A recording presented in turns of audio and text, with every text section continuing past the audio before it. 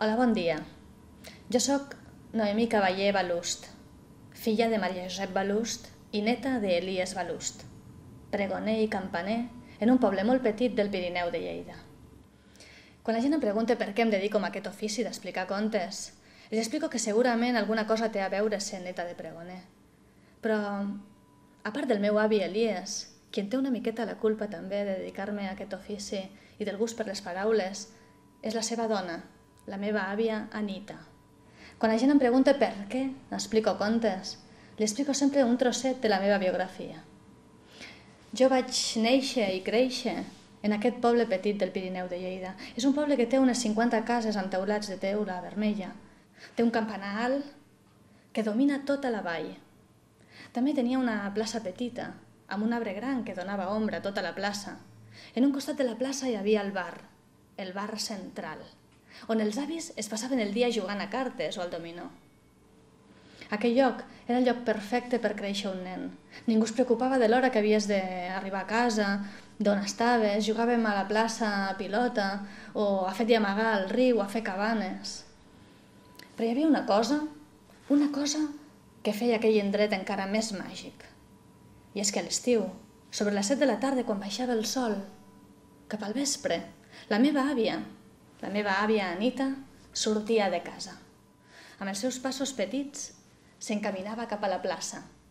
Allà pujava a un banc i explicava contes. I el món es paralitzava al seu voltant. Els homes deixaven de jugar a cartes, agafaven una cadira, l'encaraven cap a l'àvia i escoltaven els seus contes. Les dones deixaven les seves tasques que estessin fent a casa, agafaven una cadireta de boga, arribaven a la plaça i escoltaven els seus contes. I els nens deixaven de jugar a pilota, sentàvem al pedrís de la plaça i allà l'escoltàvem.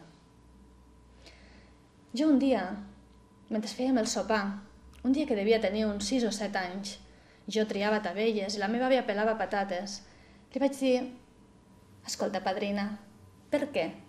Per què expliques contes?» I la meva àvia em va mirar a la cara i em va dir: «Mira, filla meva, explico contes per canviar el món». Per canviar el món. Jo era una nena de 7 anys. Aquella resposta era potser una mica abstracta per mi. No la vaig entendre massa, però em vaig quedar amb allò a la memòria. La meva àvia explicava contes per canviar el món.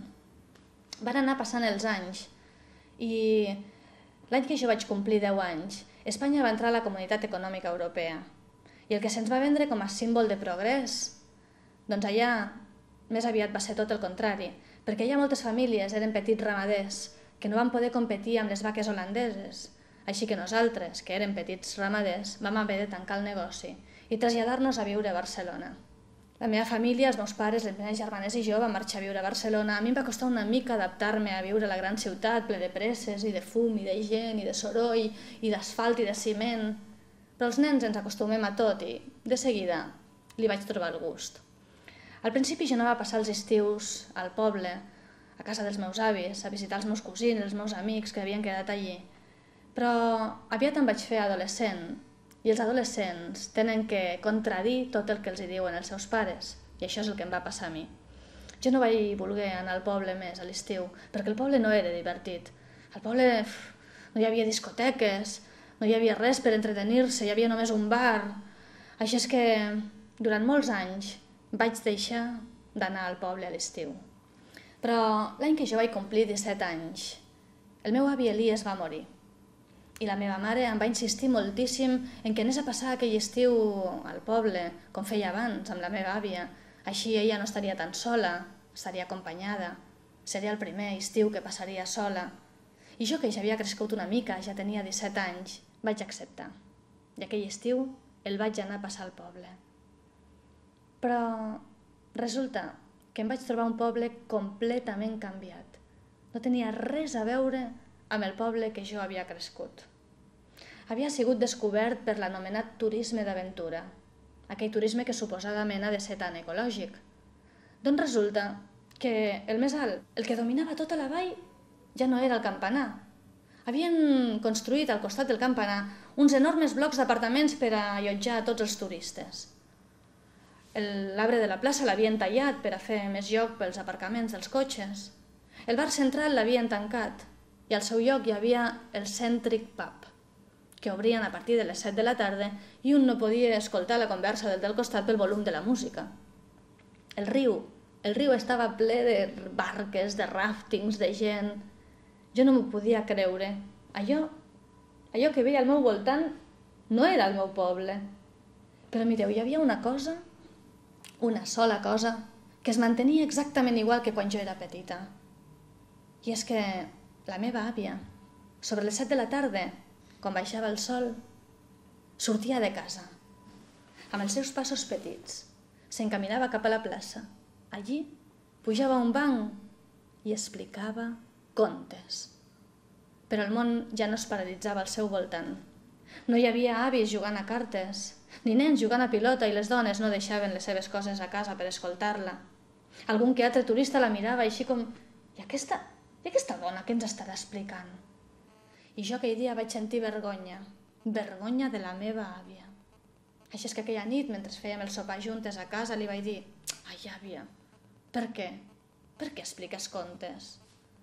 I la meva àvia em va mirar a la cara i em va dir «Mira, filla meva, explico contes perquè el món no canvia tan de pressa». I jo ara ja sóc gran. Al poble no hi vaig només els estius, sinó que intento anar-hi tots els caps de setmana que puc. El poble s'ha convertit en el centre neuràlgic del turisme d'aventura, on dotzenes d'autocars pugen cada cap de setmana i deixen els turistes que prèviament a Barcelona han comprat un pack on faran trekking, rafting, puenting, horsing i tots els ings que us pugueu imaginar. Que aquell poble no té res a veure amb el poble de la meva infància, però hi ha una cosa, una única cosa, que es manté exactament igual que quan jo era petita. I és el que estan pensant. La meva àvia, sobre les 7 de la tarda, a l'estiu, quan baixa el sol, surt de casa, amb els seus passos petitets, més vella i encorbada que mai.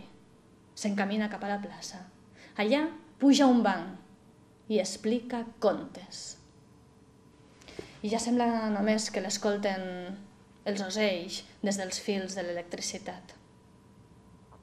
I jo aquest any passat li vaig fer la mateixa pregunta de sempre. Li vaig dir, escolta, padrina, per què? Per què expliques contes?